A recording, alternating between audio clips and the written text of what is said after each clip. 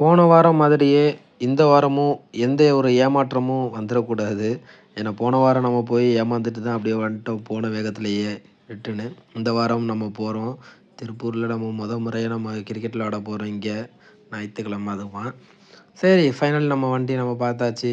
இப்போ நம்ம எடுத்துட்டு இப்போ நம்ம எங்கே இருக்கோ கிரவுண்டுக்கு அங்கே நம்ம போக வேண்டியது. போன வாரம் தான் நம்ம கிரவுண்டு தெரியாமல் நம்ம அலைஞ்சிக்கிட்டே இருக்கோம். எங்கேயாவது ஏதாவது ஒரு இடத்துல விளையாடுவாங்களா அப்படின்ட்டு. விளையாடுற மாதிரி நமக்கும் தெரியல கண்ணுக்கு. ஆனால் கிரவுண்டு இடம்லாம் எக்கச்சக்கமாக இருக்குது. ஆனால் இடம் எங்கே விளையாடுறாங்கன்னு தெரியல. ஒரு வழியாக ஃபைனல் நம்ம கேட்டு ஒரு பொதுவாக எல்லாம் விளையாடுற இடத்துக்கு நம்ம வந்துட்டோம். பாருங்கள் இதுதான் கிரவுண்டு. சரி நம்ம வந்தது 8:30 மணிக்கெலாம் வந்துட்டேன். அவங்க வர்றது ஒரு 10 மணிக்கு தான் வருவாங்களாம். ஃபைனலி ஆளும் வந்துட்டாங்க.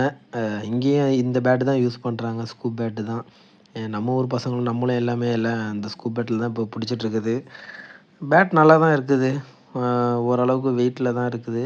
வெயிட்லெஸ்லாம் இல்லை. இதுதான் பேட் நல்லா தான் இருக்குது. புது பேட்டு.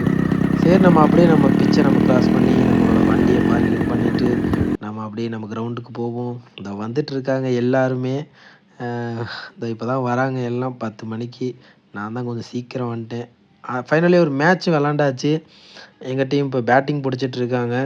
ஃபைனலி ஒரு வழியாக நானும் ஒரு டீமில் ஜாயின் பண்ணியாச்சு. இதில் என்ன ஒரு சோகம் அப்புடின்னா பேட்டிங் கடைசி 3 பாலு, பவுலிங் அந்தளவுக்கு எதுவுமே கொடுக்கல. பார்ப்போம், காத்திருப்போம் நெக்ஸ்ட் வீக் வரைக்கும்.